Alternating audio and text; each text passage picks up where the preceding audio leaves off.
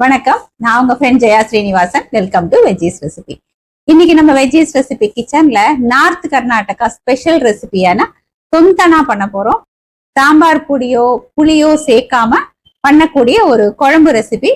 நம்ம இன்னைக்கு பாலக்கீரை யூஸ் பண்ணி பண்ண போறோம்.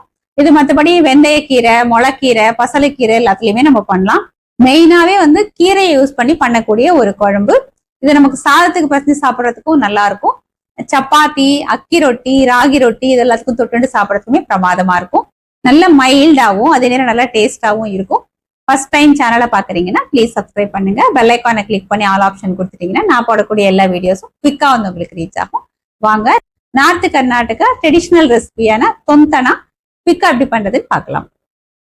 50 கிராம் துவரம்பருப்பு எடுத்துட்டு இருக்கேன். இதை நல்லா வாஷ் பண்ணிட்டு அரை மணி நேரம் ஊற வச்சுக்கலாம். அதுக்கப்புறம் குக்கர்ல ஒரு 3ல இருந்து 4 விசில் விட்டோம் அப்படின்னா நல்லா குழைய வெந்துடும். உள்ள ஒரு கடாய் வச்சிருக்கேன். 2 டேபிள் ஸ்பூன் எண்ணெய் விட்டுக்கலாம். எண்ணெய் சூடானதும் அரை டீஸ்பூன் கடுகு வெடிச்சதும் 1/4 டீஸ்பூன் பெருங்காயம், ஒரு சின்ன கட்டு பாலக்கீரையை கிளீன் பண்ணிட்டு பொடி பொடியா கட் பண்ணிருக்கேன், அதை சேர்த்துக்கலாம். 1/4 டீஸ்பூன் மஞ்சள் பொடி. கீரையை நல்லா வதக்கி விட்டுக்கலாம்.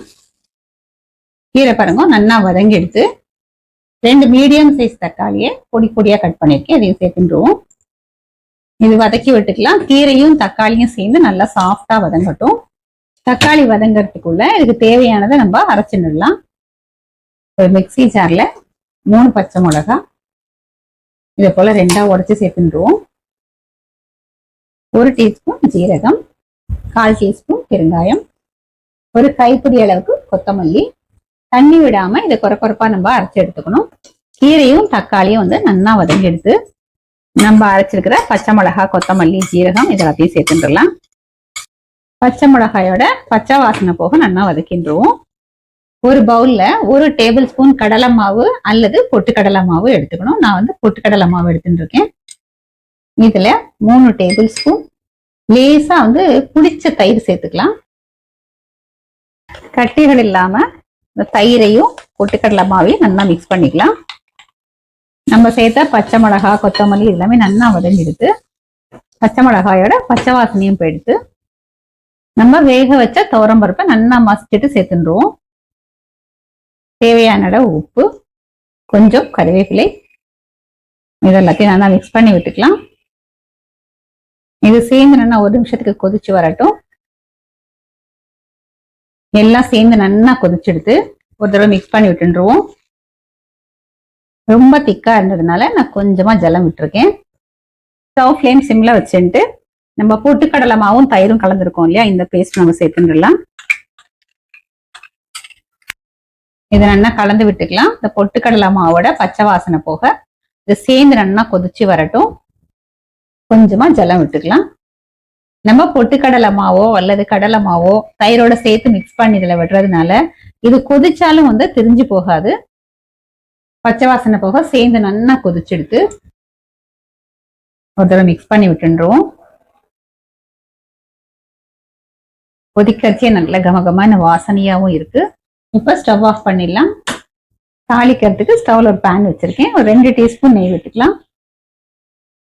நம்ம திரும்ப தாளிக்கிறது ஆப்ஷனல் தான். இது நல்லா வாசனையா இருக்கும் அப்படிங்கறதுனால எண்ட்ல கொஞ்சம் நான் தாளிக்கிறேன். நெய் சூடானதும் 2 காஞ்ச மிளகாய், கொஞ்சம் கறிவேப்பிலை, கொஞ்சமா அதாவது 1/8 டீஸ்பூன் பெருங்காயம். தாளிச்சதை நம்ம இந்த தொந்தனால சேர்த்துருவோம். மேல கொஞ்சமா கொத்தமல்லி தூவிடுவோம். நார்த் கர்நாடகா ஸ்பெஷல் ரெசிபியான தொந்தனா சூப்பரா ரெடி ஆயிடுது. இது சூடான சாத்துல பசஞ்சு சாப்பிட்டாலும் நல்லா இருக்கும். அக்கி ரொட்டி, சப்பாத்திக்கெல்லாம் தொட்டு சாப்பிட்டாலுமே பிரமாதமா இருக்கும். அது சூடான சாதம் எடுத்துட்டு இருக்கேன். கொஞ்சமா நெய் விட்டுக்கலாம். தொந்தனா குழம்பு விட்டுட்டு பசஞ்சு அவரைக்காய் கறி தொட்டு நம்ம டேஸ்ட் பண்ணி பார்க்கலாம். இதே போல தேங்காய் போட்ட கறியும் நல்லா இருக்கும். இல்ல உருளைக்கிழங்கு ரோஸ்ட், சேப்பங்கிழங்கு ரோஸ்ட், அது மாதிரி காரக்கறி தொட்டு சாப்பிட்டாலுமே நல்லா இருக்கும். அவரைக்காய் கறியை தொட்டுண்டு இந்த தொந்தனா அந்த குழம்பு சாதத்தை நம்ம டேஸ்ட் பண்ணி பார்க்கலாம்.